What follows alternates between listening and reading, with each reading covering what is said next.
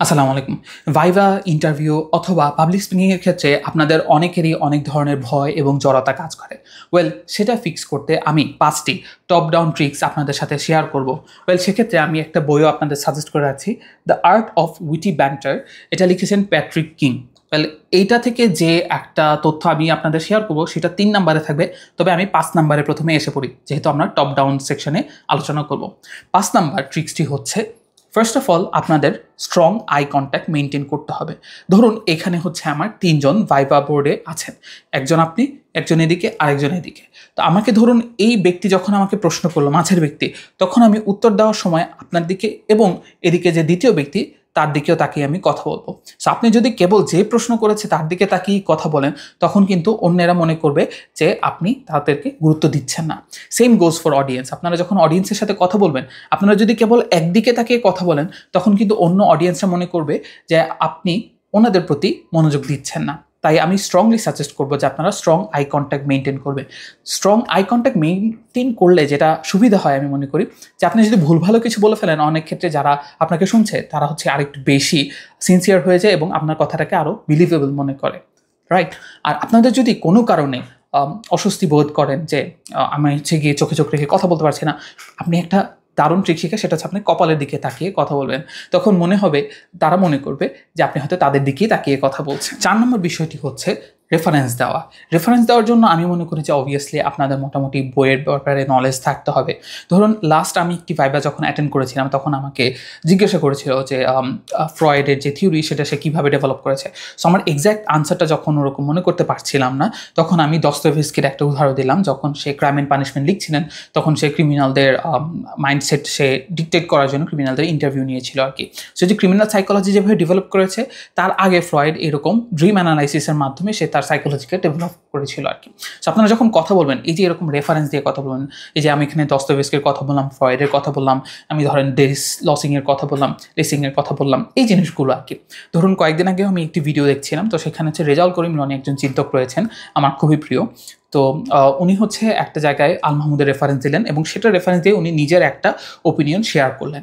So আপনারা নিজের opinion share করবেন যখন রেফারেন্স দিবেন, কারণ রেফারেন্সের মাধ্যমে অ্যাকচুয়ালি আপনার যে একটা যুক্তি সেটাকে আপনি আরও সুসংহত করছেন, আর এটাকে আরও রিইন্টারপ্রেট করছেন। আপনারা যদি আরেকজনের উক্তি নিজের বলে চালিয়ে দেন, তাহলে সেটা কিন্তু ন্যায়সঙ্গত হয় না, এবং যারা আপনার ইন্টারভিউ নিচ্ছে অথবা আপনাদের অডিয়েন্সের মাঝে যারা শিক্ষিত রয়েছে অথবা সচেতন রয়েছে, তারা কিন্তু সেটা ক্যাচ করে ফেলতে পারবে আর কি। সো আমি স্ট্রংলি সাজেস্ট করবো যে রেফারেন্স ইউজ করতে এবং সেটা ইন্টেলিজেন্টলি ব্যবহার করতে। থার্ড, এবং আমি মনে করি সবচেয়ে গুরুত্বপূর্ণ বিষয়টা হচ্ছে আপনার উইটি হওয়া এবং একটা সেলফ কনসিয়াসনেস রেইজ করা। দেখা যাচ্ছে আপনি যখন ইন্টারভিউ দিচ্ছেন, তখন যদি আপনি নিজের উপরেই কোনো কিছু কমেন্ট করেন, এটা খুবই ইন্টেলিজেন্ট এবং খুবই সেন্সিটিভ একটা রিমার্ক। আমি বলবো যে এটা সহজেই সকলে আয়ত্ত করতে পারবেন না, সেক্ষেত্রে আপনারা অবশ্যই এই বইটি পড়ে নেবেন। আমি মনে করি এই বইটি আপনাদেরকে দারুণভাবে হেল্প করবে।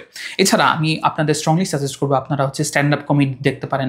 আমি যেটাকে স্টোন ফেসড কমেডি বলি, সেটাও আপনারা খুব দেখলে সেটা এনজয় করতে বুঝতে পারবেন যে কীভাবে উইদাউট এনি ফিজিক্যাল মুভমেন্টস আপনারা হচ্ছে একটা কমিক টাইমিং ক্রিয়েট করতে পারবেন অথবা একটা টেনশন রিলিফ করতে পারবেন। সো আপনি একটা ইন্টারভিউ বোর্ডে আছেন অথবা অডিয়েন্সের মাঝে খুব সিরিয়াস বক্তব্য করছেন, একটা খুবই লাইট টোনে একটা জোকস বললেও দেখা যাচ্ছে অডিয়েন্সরা হেসে দিচ্ছে, আপনিও একটু কনফিডেন্স পান এবং মোটামুটি পুরো এনভায়রনমেন্টটা আর একটু লাইটেন আপ হয়ে যায়। সো এই জিনিসটা আমি মনে করি খুবই গুরুত্বপূর্ণ, যেটা আমি মনে করি খুব রেয়ার মানুষের মাঝে ওই ধরনের উইটি রিমার্ক করা। সো আপনারা স্ট্যান্ড আপ কমেডি দেখতে পারেন অথবা সিটকম দেখতে পারেন, এগুলোর মাধ্যমে আপনাদের ওই কনফিডেন্সটা আরও গ্রো করবে। সেকেন্ড যে বিষয়টি আমি উল্লেখ করব, সেটি আমি মনে করি যারা ওই 3টা ট্রিক্স ফলো করবেন তাদের এই ট্রিক্সটা অবশ্যই ফলো করা উচিত। সেটি হচ্ছে যে আপনাদের বেশি বেশি পড়ে আসতে হবে। ফর এক্সাম্পল, ধরুন আপনাকে একটা জায়গায় বলা হলো 2024 সালের জুলাই গণঅভ্যুত্থান নিয়ে কিছু বলতে, তখন আপনি কি করবেন, যে কৃষক সন্ন্যাসী বিদ্রোহ অথবা ফরাজি আন্দোলন, এই বিষয়গুলো নিয়ে যে আপনার নলেজ আছে সেগুলো কানেক্ট করার চেষ্টা করবেন, প্রয়োজনে ওই বিষয়গুলো পড়ে যাবেন। তাহলে হবে কি, যখন আপনি এতগুলো সোর্স থেকে এগুলোকে কানেক্ট করে সেটাকে আপনি নিজের মতো করে বিশ্লেষণ করতে পারছেন, তখন কিন্তু আপনার অডিয়েন্সও আরেকটু লাইটেন ফিল করবে আর কি, আমি মনে করি। তো সেক্ষেত্রে আমি বলবো যে আপনাদের পড়াশোনা মোটামুটি ভালো করে আসতে হবে। যে ধরুন স্পেসিফিক টপিক যদি থাকে A and B, আপনারা অ্যাটলিস্ট HIJ এই এতটুকু পর্যন্ত রেঞ্জে আপনাদের পড়াশোনা করে আসতে হবে। So that is really important. এছাড়া আমি মনে করি যে আপনাদের ইন্টেলিজেন্ট পিপলদের সাথে চলাফেরা করা উচিত, ইন্টেলেকচুয়াল পিপলদের সাথে চলাফেরা করা উচিত। এক্ষেত্রে আপনারা বুঝতে পারবেন তারা কীভাবে কথা বলে, তাদের যে ল্যাঙ্গুয়েজ, প্রমিত ভাষা, সেই জিনিসগুলো শিখবেন। অ্যান্ড মোস্ট ইম্পর্টেন্টলি, যেটা হয়তো অনেকে সাজেস্ট করে না বাট আমি করবো, সেটি হচ্ছে আমজনতার মাঝে মিশে যাবেন, তাদের সাথে বেশি কথা বলার চেষ্টা করবেন। দেখা যাচ্ছে চায়ের দোকানে অথবা বিভিন্ন জায়গায়, বাজারে আপনারা কথা শুনবেন এবং শুনে বোঝার চেষ্টা করবেন যে পাবলিক ইম্পালসটা কীরকম। তাদের পালসটা যদি আপনারা ধরতে পারেন, তখন তাদের ভাষায় কিন্তু আপনি কথা বলতে পারেন।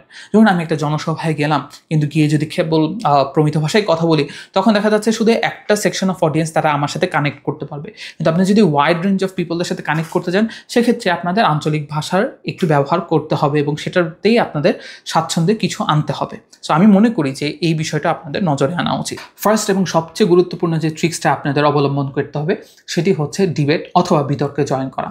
কেবলমাত্র ডিবেট এবং বিতর্কে জয়েন করলে আপনারা যা পড়ছেন সেটা হচ্ছে প্রসেস করতে পারবেন।